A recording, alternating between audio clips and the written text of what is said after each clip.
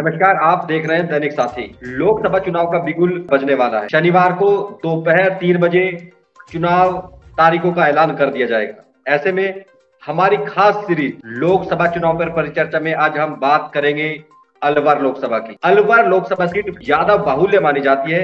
आज इसी पर चर्चा करने के लिए हमारे साथ वरिष्ठ पत्रकार सुरेश शर्मा जी मौजूद हैं। उनसे जानेंगे आखिर अलवर लोकसभा सीट के हालात क्या है, क्योंकि जिस तरह से भूपेंद्र यादव, पर्यावरण मंत्री भूपेंद्र यादव को यहां से उतारा गया, पहले हरियाणा में सीएम बनाने की चर्चा चली, उसके बाद गुरुग्राम की बात कर ले, फिर महेंद्रगढ़ भिवानी, यहां से चुनाव देने की चर्चा हुई। महेंद्रगढ़ भिवानी में तो यहां तक कह दिया गया कि घर तक खरीद लिया गया, लेकिन फाइनली उनको अलवर लोकसभा से सीट दे दी गई और चुनाव मैदान में उतार दिया गया। वहीं बात कर ले कांग्रेस की, मुंडावर से विधायक ललित यादव यहां से चुनाव मैदान में कांग्रेस की टिकट पर। वहीं जो बात करें बसपा की ओर से भी अपना उम्मीदवार मैदान में लाया गया और अब देखना होगा कि समीकरण क्या है, कितना चुनौतीपूर्ण है भूपेंद्र यादव के लिए, क्योंकि भाजपा में एक बड़ा कद रखते हैं, उनके लिए अलवर लोकसभा कितना टफ है और कितना चैलेंजिंग है, इसी पर चर्चा करेंगे। और सुरेश शर्मा जी काफी लंबा अनुभव रखते हैं, खासकर अलवर की राजनीति का। आखिर कितना चुनौतीपूर्ण है भूपेंद्र यादव के लिए अलवर लोकसभा सीट को फतेह करना? जी शर्मा जी। अलवर लोकसभा क्षेत्र में करीब 18-19 से 19 लाख के करीब मतदाता हैं। यह सीट शुरू से यादव सीट मानी गई है। इसमें करीब 3 लाख से ऊपर 4 लाख से कम अहीर मतदाता हैं। इसमें तिजारा, बहरौड, मुंडावर, बानसूर, रामगढ़, अलवर। बात कर ले, अभी भी जितनी भी सीट्स हैं, ज्यादातर जो विधायक हैं कांग्रेस के, 5 विधायक शायद कांग्रेस के हैं। कितना चुनौतीपूर्ण है इस तरह से? कुछ माह पहले ही इलेक्शन हुआ था अलवर में और कांग्रेस के जो विधायक ज्यादा वहां पर है।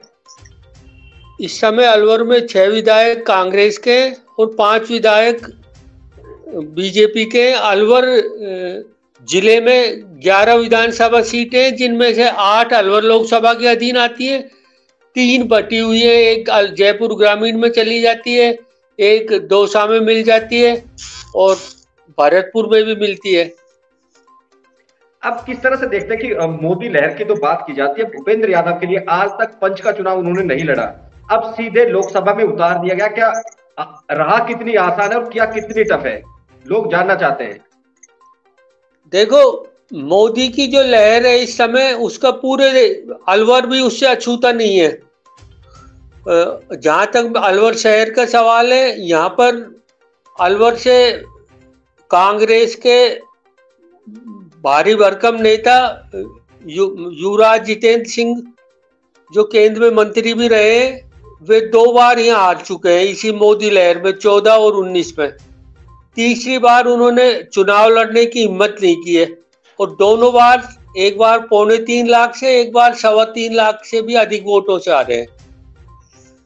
तो चुनाव मैदान छोड़ने का कारण यही है, इसी वजह से चुनाव नहीं लड़ा कि हार का डर बना रहा था। हाँ, अब तो पूरे राजस्थान के, देश भर में ही, राजस्थान से मुख्यमंत्री अशोक गहलोत चुनाव मैदान छोड़ दिया। शांति धारीवाल, जिन्होंने एक बार सोनिया से कह दिया था कि अलवर में तो गहलोती कांग्रेस है पिछली सरकार में, वो भारी कोटा से वो है दिग्गज, उन्होंने मना कर दिया था।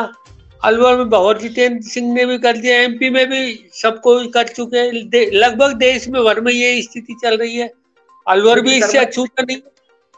लेकिन शर्मा जी, कांग्रेस ने ललित जो है मुंडावर के विधायक, उनको मैदान में उतार दिया। यादव वोट का डिवीजन नहीं होगा, यादव वोट डिवाइड नहीं होंगे इससे।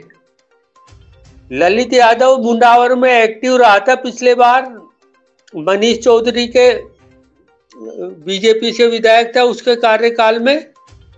तो इसको इस बार ये विधानसभा चुनाव में कांग्रेस का टिकट मिला, जीत गया।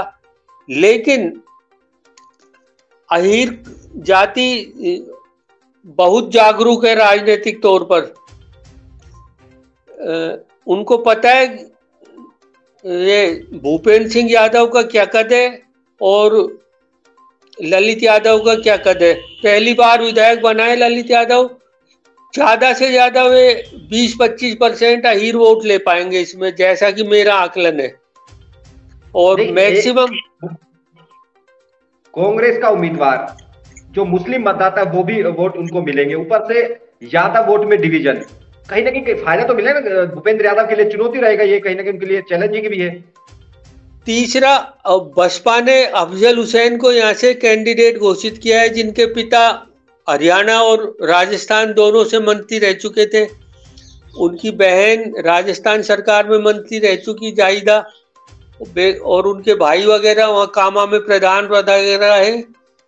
तो इनका भी भारी भरकम कद है। और अलवर से जो मेवात है उसमें मेरा आकलन है करीब 1 लाख के आसपास वोट खराब करेंगे, कांग्रेस के होंगे जो शुद्ध रूप से, प्लस एससी के मिलेंगे, वे भी बसपा को, मायावती जी के नाम पर, वे भी कांग्रेस का ही वोट होगा। तो इसलिए अलवर में जैसे आज के समय में अगले ये निश्चित माना जा रहा है, सभी जगह ये धारणा बस गई है कि 24 में सिर्फ मोदी जी आ रहे हैं। ठीक उसी तरह अलवर में लगभग ये धारणा है कि भूपेंद्र सिंह यादव जीत गए, अब तो चुनाव की एक फॉर्मेलिटी बाकी है लगभग।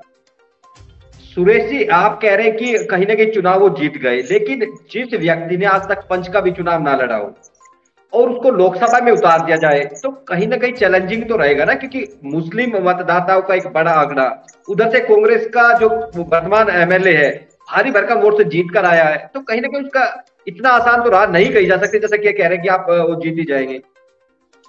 देखिए चुनाव में, हाँ, भारतीय राजनीति के अंदर चुनावों में एक तो लहर प्लस एक जातिगत समीकरण, ये दो चीजें एक अनावश्यक बुराई है जो इस समय विद्यमान है। इस समय मोदी की लहर है और देश में, जहां तक है देश भर में विधानसभा चुनाव में मतदाता का नजरिया अलग रहता है और लोकसभा में मोदी जी का नाम आते ही अलग हो जाता है। तो ये एक मतलब वो खरा सिक्का है जो मोदी का वोट बैंक है। वो आज स्थिति ये हो गई है कि लोग मोदी जी से सीधे जुड़ गए, उनको बीच में कार्यकर्ताओं की भी जरूरत नहीं रही। आज अगर मोदी जी दिल्ली से ऐलान करें तो जनता अपने आप वोट डालेगी, बीच में चाहे वो कन्वेंसिंग करने इनके पार्टी के कार्यकर्ता भी ना जाएं, ये स्थिति हुई पड़ी है। हाँ, अच्छा, लोग अलवर को लेकर जानना भी चाहते हैं कि अलवर के अभी समीकरण पूरे किस तरह से हैं, कितने फेवरेबल हैं भूपेंद्र यादव के और कांग्रेस के कितने फेवरेबल हैं, और जो बसपा वाला किस तरह से समीकरण है पूरे, जिस तरह से आप आश्वस्त है कि वो भूपेंद्र यादव जीत रहे हैं। जहां तक मेरा आकलन है, अलवर में जो 3 से 4 लाख अहीर वोट होता है उसमें से जितना भी पोल होगा उसका 75% भूपेंद्र यादव को जाएगा। और सेकंड में आते हैं एससी वोट, उनमें अपन अधिकतम कांग्रेस लेती है तो 60% कांग्रेस को देते हैं, 40% बीजेपी को दे देते हैं और बंटवारा हो जाएगा, ये भी ले जाएंगे अफजल हुसैन बसपा से, तो अपन बीजेपी को कम समझते हैं, 30% दे देते हैं। तीसरे नंबर पे ब्राह्मण और वैश्य है, ये भी ब्राह्मण यहाँ पर करीब 3 लाख के समथिंग है, वैश्य है 2-2.5 लाख के समथिंग, ऐसे ही गुर्जर है करीब 1-1.25 लाख के करीब, जाट है 1-1.25 लाख के करीब, 80-90 हजार राजपूत है। ये इनमें से ये अधिकांश, ये अमूमन बीजेपी का वोट बैंक माना जाता है यहाँ। उधर कांग्रेस में मीना और मे वोट बैंक ये कांग्रेस का माना जाता है और ढलता मैक्सिमम पोल कांग्रेस को ही होता है, लेकिन इसमें भी मीना वोट बैंक में 25% बीजेपी का है और मे वोट बैंक की अपन कोई 1-5-7% मिल जाए बीजेपी को तो मिल जाए। तो ये सारे समीकरण के हिसाब से बीजेपी का जीत सुनिश्चित लगती है। सुरेश जी, एक बात ये भी थी कि कुछ कांग्रेस में भी नाराजगी बताई जा रही थी कि नाराजगी और कई हल्का कैंडिडेट दे दिया। यदि डॉक्टर करण सिंह को मैदान में उतारते तो शायद मुकाबला और ज्यादा दिलचस्प होता। क्या कुछ ऐसा भी है? डॉक्टर करण सिंह यादव न सिर्फ चिकित्सकीय पेशे से ही, बल्कि अहीर राजस्थान अहीर महासभा के अध्यक्ष होने के नाते उनका अहीर कम्युनिटी पे ज्यादा प्रभाव था। उन्होंने भी टिकट की डिमांड की थी और उनके लिए टिकट, उनका और तिजारा विधायक संदीप यादव ने भी टिकट चाहिए थी। उनका कमिटमेंट भी था अशोक गहलोत का। उन्होंने पिछली बार बसपा से तिजारा से विधानसभा चुनाव जीतकर अशोक गहलोत सरकार को बचाने में योगदान दिया था। तब कमिटमेंट था उनको कांग्रेस सिंबल मिलेगा, क्योंकि विधानसभा में मेयर को दे दिया गया था वहां विधानसभा चुनाव में सिंबल कांग्रेस का तिजारा से, तो लोकसभा में उनका दावा बनता था। दोनों को के टिकट काटकर ललित यादव को दिया गया। इससे यह नाराजगी है, और ये सारी नाराजगी यहाँ अलवर में भंवर जितेंद्र सिंह से होती है। भंवर जितेंद्र सिंह है जो ये अपनी ये खुद तो फेलियर हो चुके हैं अलवर में पूरी तरीके से। अब ये जो भी इनको लगता है कि भाई ये निकल सकते हैं, उनको रोकने में ये पूरी भूमिका निभाते थे। पिछले 10 साल से कांग्रेस को इन्होंने बिल्कुल खस्ता हालत में कर दिया है। जैसे राहुल गांधी ने देश में कर दिया, वैसे अलवर में इनने कर दिया। तो माना जाए कहीं ना कहीं कांग्रेस के राह में कांग्रेसी रोड़ा बने हुए हैं। हाँ, भंवर साहब रोड़ा बने हुए कांग्रेस की राह में, यही धारणा है। डॉक्टर करण सिंह को यदि उम्मीदवार बनाते, क्या वो ललित से ज्यादा थोड़ा मजबूत दिखाई देते मैदान में? वो मुकाबले में दम भर देते, फिर वो मुकाबले को एक तरफा नहीं होने देते, कंटेस्ट आ जाता। शर्मा जी, मैंने भी आपके साथ पत्रकारिता की लंबे वक्त तक की, आपका अनुभव एक लंबा अनुभव है। तो क्योंकि रेवाड़ी और अलवर सटे हुए हैं, अहीर बाहुल्य क्षेत्र है पूरी तरह से, तो रेवाड़ी की और अलवर की राजनीति में क्योंकि कहीं ना कहीं राव इंद्रजीत का भी वर्चस्व रहता है अहीर मतदाताओं पर, क्या ये भी देखने को मिले कि राव वहां पर उनकी भूपेंद्र यादव की मदद करेंगे या नहीं करेंगे? आपको क्या समीकरण लगते हैं इस तरह के, या उनको जरूरत ही नहीं पड़ेगी? भूपेंद्र सिंह यादव का देश की राजनीति में आज की तारीख में बहुत बड़ा कद है। कोई भी बड़ा नेता जब चुनाव लड़ता है तो देश भर के लोग सपोर्ट करने आते हैं। पहले ये नवल किशोर शर्मा एक बार चुनाव लड़ने आए थे, उन्होंने अहीर कैंडिडेट डॉक्टर जसवंत यादव को हराया था 50,000 वोटों से, जबकि ब्राह्मण वोट अहीर वोटों से कम ही पड़ते हैं। लेकिन जहां तक भूपेंद्र सिंह यादव का सवाल है, ये जाति से भी प्रबल है और हर तरीके से प्रबल है।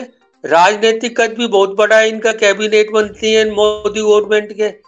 तो हरियाणा ही नहीं, देश भर के लोग आएंगे। रेवाड़ी तो खैर इनका घर ही है, और अलवर रेवाड़ी तो मतलब ये समझो पड़ोसी हैं, पर मिले हुए हैं।